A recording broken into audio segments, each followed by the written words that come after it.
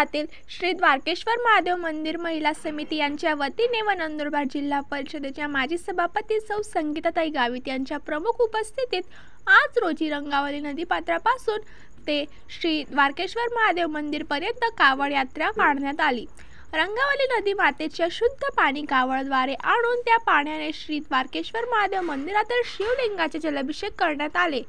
अतिशय भक्तिमय वातावरणात कावड यात्रा संपन्न झाली। या कावड यात्रेत शहरातील असंख्य माता भगिनींनी आपला सहभाग नोंदवला।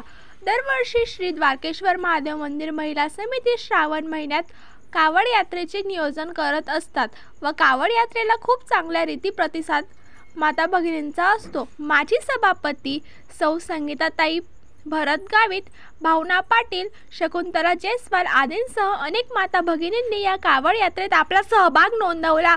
हर हर महादेवाच्या जय घोषात कावड यात्रा रंगावली नदीपात्रापासून ते श्री द्वारकेश्वर महादेव मंदिर पर्यंत येऊन शिवलिंगाचे जलाभिषेक करून समापन करण्यात आली। तसेच सर्व माता भगिनींनी गरबा खेळत आनंदोत्सव साजरा केला। आज श्रावणचे पवित्र महिन्यात सर्व भाविक महिलांनी कावड यात्रा काढली आणि भगवामय वातावरणामध्ये काढली। भगवा वस्त्र महादेवला प्रसन्न करण्यासाठी धारण केलं जातं आणि मी भोले बाबाला प्रार्थना करते का सर्व भाविकांच्या वरती आशीर्वाद राहू द्या आणि कृपा राहू द्या अशी मी विनंती करते।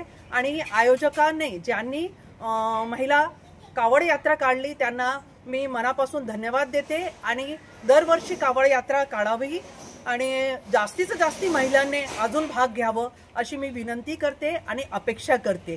थँक्यू। हर हर महादेव।